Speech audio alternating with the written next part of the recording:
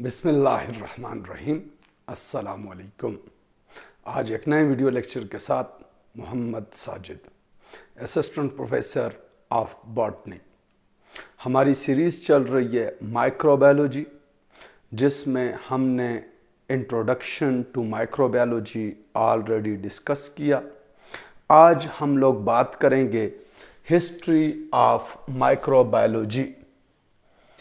History of microbiology in the developmental study of microbiology में इंतहाई important है, क्योंकि जूं आप आगे जाएंगे तो माइक्रोबायोलॉजिकल टेक्निक्स को जब डिस्कस करेंगे तो उसकी हिस्ट्री से अवेयर होना ज़रूरी है। अब हमारे पास सबसे पहले माइक्रोबायोलॉजी की डेवलपमेंट में जो फर्स्ट कॉन्सेप्ट है वो है लाइफ कॉन्सेप्ट।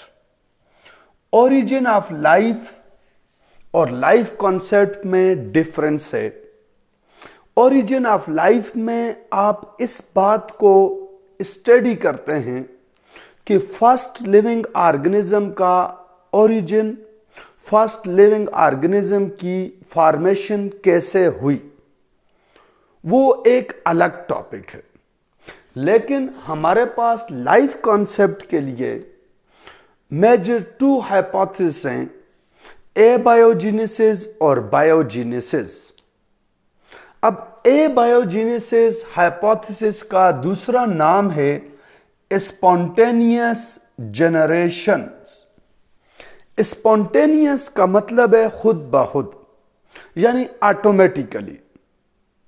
अब स्पॉन्टेनियस जनरेशन का जो फर्स्ट आइडिया दिया वो था हमारे पास Aristotle idea of spontaneous generation. इस आइडिया में, इस हाइपोथेसिस में एरिस्टोटल क्या कहना चाहता है? According to Aristotle, living organisms developed from non living material. अब ये जो हमारे पास हाइपोथेसिस है एरिस्टोटल का स्पॉन्टेनियस जनरेशंस का, तो इसमें इसका ये आइडिया है कि non living organism, non living material is raw material for the production, for the formation of living material, living organisms. अब इसमें इसकी डिफरेंट एग्जांपल्स हैं। जैसे आगे जाकर हम एक एग्जाम्पल पढ़ेंगे कि मैगोट्स प्रोड्यूस्ड या form by decaying meet.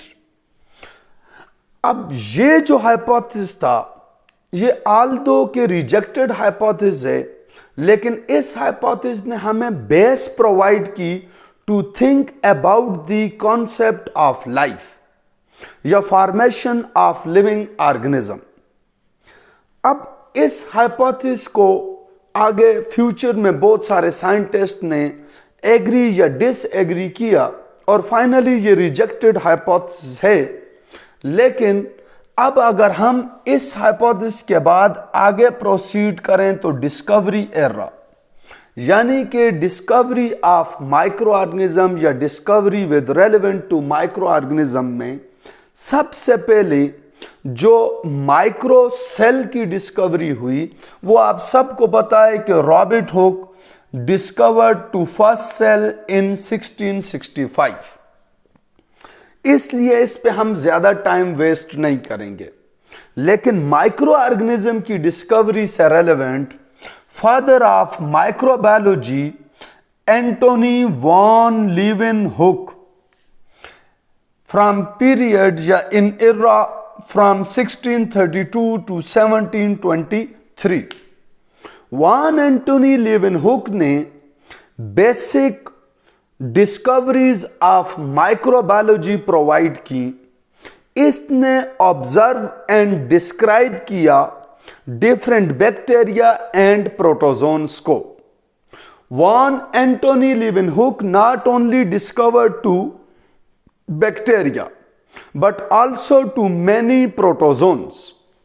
And according to von Anthony Leeuwenhoek, The group of bacteria and protozoan was called as Animalculus.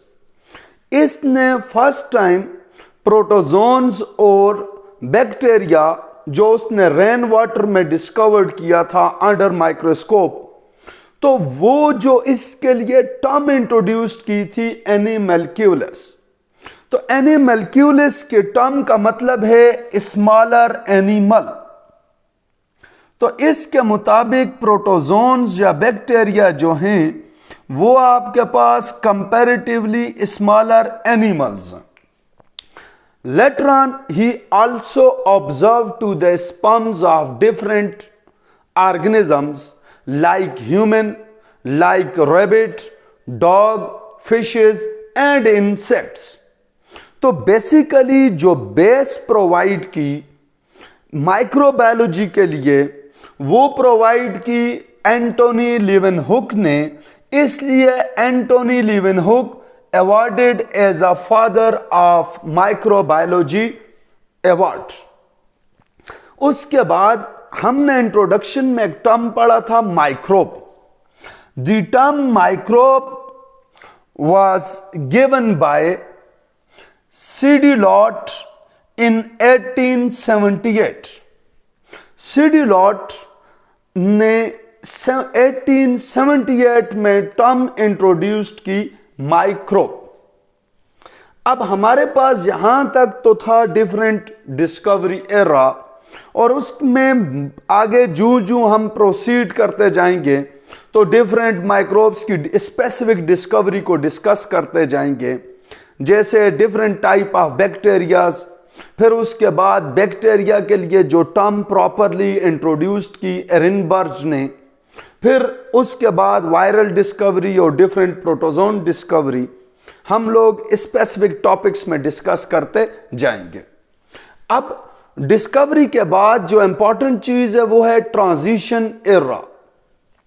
Transition era में हमारे पास first of all Francesco Redi ने फर्स्ट टाइम डिसप्रूव किया spontaneous generation hypothesis को, यानी कि abiogenesis hypothesis को, from 1626 to 1697। इसने एक एक्सपेरिमेंट परफॉर्म किया जिसमें इसने डिकेइंग मीट को एक लॉक्ड बॉटल के अंदर रखा, और फिर वहां से इसने ऑब्जर्व किया कि no production of maggots in that locked bottle और फ्लास्क। जैसे एरिस्टोटल हाइपोथेसिस के मुताबिक maggots produced from decaying meat, तो जब इसने डिकेइंग मीट को एक फ्लास्क में एयर टाइट कॉर्क के जरिए उसमें इनक्लोज किया, तो वहां पे इन रिजल्ट देखा no production, no formation, no development of maggots. फिर उसके बाद हमारे पास नेक्स्ट साइंटिस्ट था जॉन नीडम फ्रॉम 1713 टू 1781 इसका एरा है। ये आपके पास supporter of spontaneous generation theory था। आल्दो इसका एक्सपेरिमेंट में फ्लॉ था, लेकिन जब इसने हमारे पास अगेन रेडी एक्सपेरिमेंट को रिपीट किया, तो रिपीट करने के बाद देखा तो वहां पे जो है वो आपके पास फ्लाइज या मैगोट्स जो है उनकी प्रोडक्शन हुई। वो बेसिकली क्या एक्सपेरिमेंट था कि इसने हमारे पास जो मीडिया, कल्चर मीडिया था या जो डिकेइंग मीट था, इनफैक्ट वो मीडिया था, उसको बॉइल्ड करने के बाद आफ्टर सर्टेन टाइम जब उसमें एयर पास हुई, फ्लाइज की एंट्री हुई, तो उसके बाद उसने लॉक किया। तो बाद में जब लॉक किया तो ऑटोमेटिकली जब फ्लाइज ने आकर एग लेइंग की, तो उसके बाद अगर इवन आप लॉक करें तो कोई फर्क नहीं पड़ेगा, क्योंकि ऑलरेडी फ्लाइज आकर एग लेइंग कर चुकी थी। तो तब जहां पे जो है वो फ्लाइज अगेन प्रोड्यूस्ड हुई, तो ये इस बात को पिक नहीं कर सका, इसलिए ये supporter of spontaneous generation theory का बिलीवर बन गया कि भाई हमारे पास ये मीडिया के ऊपर स्पॉन्टेनियसली फ्लाइज की जनरेशन हुई। नेक्स्ट नंबर पे हमारे पास जॉन नीडम एक्सपेरिमेंट को फर्दर एलोबरेट किया लेज़ारो स्पेलेंज़ाई ने 1729 से 1799 एरा में इस बात को प्रूव किया कि जिसको एरिस्टोटल और उसके बिलीवर स्पॉन्टेनियस जनरेशन कहते हैं, उसके लिए बेसिकली कैरियर जो है वो एयर है, कि एयर के थ्रू जर्म्स या फ्लाइज एग्स या फ्लाई लार्वा मूव करके आपके किसी भी मीडिया पे जब आएंगे तो बेसिकली वो लार्वा या वो बैक्टीरिया या वो जर्म्स सोर्स होंगे for the production of next generation या न्यू माइक्रो ऑर्गेनिज्म।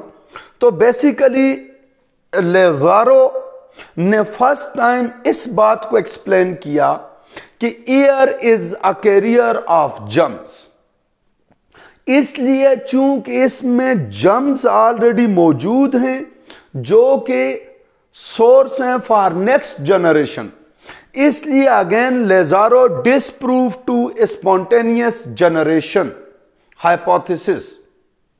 अब उसके बाद हमारे पास जो है वो गोल्डन एरा आया, जब ये बात प्रूफ हुई कि जर्म्स आर प्रीकर्सर या pre existing germs will be the source of next generation. तो उसके बाद गोल्डन एरा में सबसे इंपॉर्टेंट कंट्रीब्यूशन है लुईस पास्चर की 19th सेंचुरी में। Louis Pasteur known as father of medical microbiology. ये लुईस पास्चर न सिर्फ फादर ऑफ माइक्रोबायोलॉजी है बल्कि फादर ऑफ मेडिकल माइक्रोबायोलॉजी है, क्योंकि इसने mostly disease relevant micro organism study की। और न सिर्फ father of microbiology of medical microbiology है, but the term microbiology also introduced by Louis Pasteur. यह बात भी आपने याद रखनी है कि ये जो आपका पूरा सिलेबस है, पूरा कोर्स है microbiology, the term microbiology introduced by Louis Pasteur. Louis Pasteur again disproved to spontaneous generation by the studying of cell division on bacteria.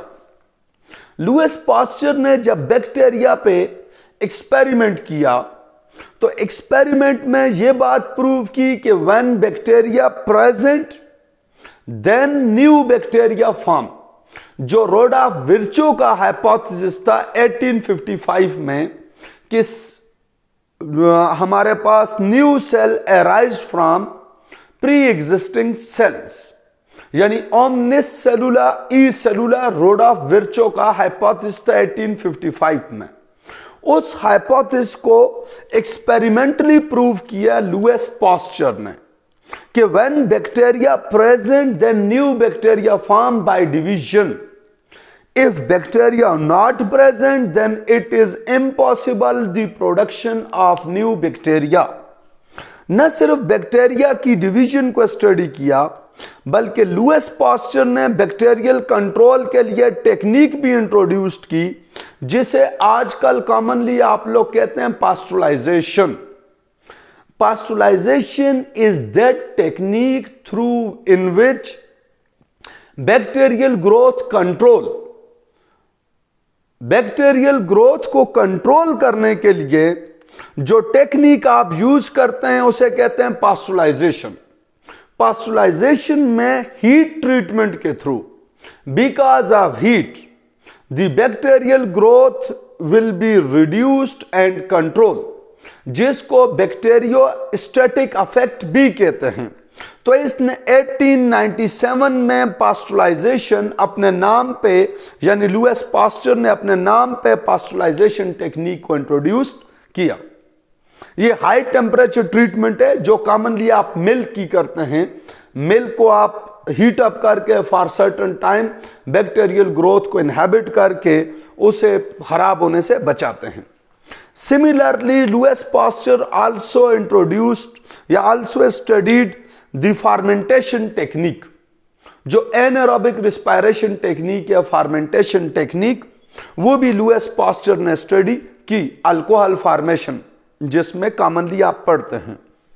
फिर उसके बाद Louis Pasteur also synthesized the vaccine, live attenuated vaccine for rabies virus and anthrax। तो ये जो vaccine है, Aldous pioneer of vaccine तो Edward Jenner है, लेकिन जो फर्स्ट टाइम सिंथेटिक वैक्सीन बनाई वो लुईस पास्चर ने against the virus of rabies, जिसको डॉग बाइट वायरस भी कहते हैं। रेबीज वायरस वो डॉग के सलाइवा में जो वायरस होता है रेबीज, तो उसके लिए जो है फर्स्ट टाइम जो वैक्सीन डिजाइन की वो लुईस पास्चर ने। सिमिलरली एंथ्रैक्स हमारे पास एंथ्रैक्स के अगेंस्ट भी। नेक्स्ट नंबर पे हमारे पास जो साइंटिस्ट है जॉन टेंडल। जॉन टेंडल ने 1820 से 1893 एरा में जो इंपॉर्टेंट चीज डिस्कवर की वो highly resistant bacteria against temperature. Highly resistant bacteria against temperature जो डिस्कवर की है, तो वो लेटर ऑन उनको नाम दिया गया एंडोस्पोर। तो सिंपली एंडोस्पोर की जो डिस्कवरी है वो आपके पास है जॉन टेंडल की। फिर इसके बाद चूंकि ये टेम्परेचर रेलेवेंट माइक्रोब्स को स्टडी कर रहा था, तो इसमें इसने स्टेरिलाइजेशन यानी जर्म फ्री यानी किलिंग ऑफ माइक्रोब्स की इन्वेंशन भी की एट हाई टेम्परेचर, लेकिन उसको नाम अपने नाम पे दिया टेंडेलाइजेशन। तो टेंडेलाइजेशन का टर्म अगर आप किसी जगह पे सुनेंगे तो इट मींस कि स्टेरिलाइजेशन टेक्निक है जो कि इंट्रोड्यूस्ड की जॉन टेंडल ने 1820 से 1893 एरा में। नेक्स्ट नंबर पे हमारे पास हिस्ट्री में जो साइंटिस्ट है वो है Lord Joseph Lister. Lord Joseph Lister ने 1827 से 1912 एरा में जो सबसे ज्यादा चीज स्टडी की वो थी infection of wounds, infection of wounds and its control. तो इसलिए इसको कहा जाता है father of antiseptic surgery. Antiseptic basically chemical term है, केमिकल्स के लिए टर्म यूज होती है। Antiseptic those chemical which use to control micro organism.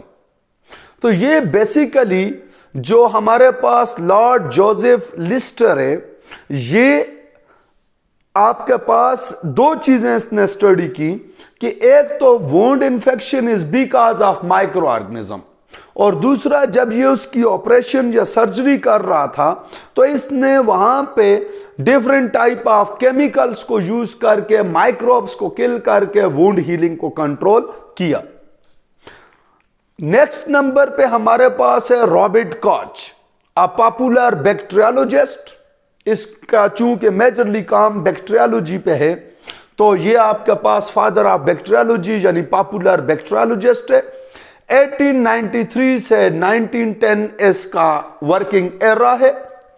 इसकी जो सबसे मेजर थ्योरी है उसे कहा जाता है कॉस्ट पास्चुलेट। इसने ट्यूबरकुलोसिस का यानी टीबी का बैक्टीरिया भी डिस्कवर किया, और कॉस्ट पास्चुलेट में इसके मेजर 3 पॉइंट्स हैं।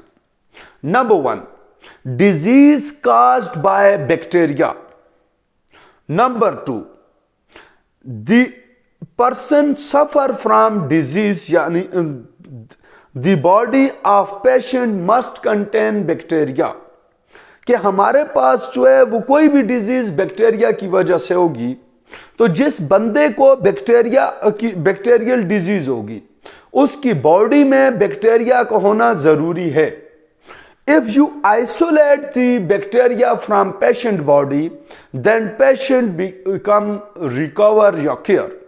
कि अगर आप बैक्टीरिया को रिमूव कर दें उसकी बॉडी से तो ऑटोमेटिकली पर्सन जो है वो नॉर्मलाइज्ड हो जाएगा, हेल्थी हो जाएगा, डिजीज फिनिश्ड हो जाएगी। इसके अलावा रॉबर्ट कॉच ने isolation technique of micro organism भी इंट्रोड्यूस्ड की कि किसी भी टिश्यू से, किसी भी ऑर्गन से बैक्टीरिया को कैसे आइसोलेट किया जाएगा। नेक्स्ट नंबर पे हमारे पास रॉबर्ट कॉच की ही असिस्टेंट थी, फर्स्ट असिस्टेंट, उसका नाम था फेनी लिशीमेनस। हमारे पास फेनी इल्शीमेनस हेंसी या हेसी। इसका एरा था 1815 टू 1934 और इससे पहले जो बैक्टीरियल कल्चर के लिए मीडिया यूज किया जाता था वो जेलेटिन था, लेकिन इसने फर्स्ट टाइम एगर को यूज किया as a media for culture of bacteria. आजकल भी मेजॉरिटी एगर को ही यूज किया जाता है for the culture of bacteria. तो ये जो डिस्कवरी या ये जो इन्वेंशन है वो हमारे पास फेनी इल्शीमेनस हेसी की है, जिसने फर्स्ट टाइम एगर को यूज किया इंस्टेड ऑफ जिलेटिन। एगर को यूज करने के लिए इंटरेस्टिंग बात यह थी कि आप एगर मीडिया पे स्टेरिलाइजेशन कर सकते हैं, क्योंकि एगर की जो टेम्परेचर ससेप्टिबिलिटी है वो अप टू 100 डिग्री सेंटीग्रेड है और ये सॉलिडिफाइड होता है 40 टू 45 डिग्री सेंटीग्रेड पे भी इवन। तो ये आपके पास सेमी सॉलिड टाइप का मीडिया होता है जो कॉमनली आजकल कल्चर में यूज किया जाता है। फिर उसके बाद हमारे पास जो एडवर्ड्स जीनर है, तो ये आपके पास फादर ऑफ इम्यूनोलॉजी है। इसने फर्स्ट टाइम वैक्सीन का कॉन्सेप्ट इंट्रोड्यूस किया। आल्दो इसने कोई प्रॉपर वैक्सीन सिंथेसाइज नहीं की, लेकिन इसने ट्रीटमेंट ऑफ स्मॉल पॉक्स किया था by the using of fluid of cow pox. 18 year old हमारे पास एक पेशेंट था स्मॉल पॉक्स का जिसका नाम था फिलिप। तो उसकी ट्रीटमेंट इसने काउ पॉक्स फ्लूइड से की थी। तो वो फ्लूइड चूंकि एंटीवायरल फ्लूइड था तो उसकी वजह से स्मॉल पॉक्स कंट्रोल की। तो फर्स्ट टाइम जो वैक्सीन डिस्कवरी का क्रेडिट है वो एडवर्ड्स जीनर का है। लेकिन वैक्सीन के बाद एंटीबायोटिक्स का जो क्रेडिट है वो है अलेक्जेंडर फ्लेमिंग का। अलेक्जेंडर फ्लेमिंग ने 1928 में पेनिसिलियम नोटेटम फंगस से पेनिसिलिन एंटीबायोटिक को डिस्कवर किया, जो कि ऑलमोस्ट 1945 के बाद कमर्शियल यूज में आई। तो ये जो आपके पास यहां तक जो हिस्ट्री थी वो डेवलपमेंट ऑफ माइक्रोबायोलॉजी। उसके बाद नेक्स्ट नंबर पे हमारे पास है मॉडर्न एरा ऑफ माइक्रोबायोलॉजी। लेकिन मॉडर्न एरा की जब आप बात करेंगे तो मॉडर्न एरा जो है वो मर्ज्ड है विद जेनेटिक्स एंड बायोटेक्नोलॉजी। जब आप मॉडर्न एरा की बात करेंगे तो उसमें माइक्रो ऑर्गेनिजम्स की genetic modification, DNA sequencing, transgenic microbes और फिर इसी तरह उनका बायोटेक्नोलॉजिकल प्रोडक्ट्स जिसमें हीमोलिन, इंसुलिन, ग्रोथ हार्मोन्स, फिर उसके बाद transgenic crops and so many other जो हैं वो माइक्रो ऑर्गेनिजम्स को यूज करके with the passage of time development in animals, in micro organism और इन प्लांट्स की गई। तो इंशाअल्लाह अजीज ये जो हमारा टॉपिक होगा कि micro biology development modern era, तो इसको हम लोग डिस्कस करेंगे scope and importance of micro biology में। होपफुली आपने यहां तक लर्न किया होगा। फिर भी अगर किसी का कोई क्वेश्चन हो इंशाअल्लाह अजीज पॉजिटिवली रिप्लाई किया जाएगा। Thank you very much.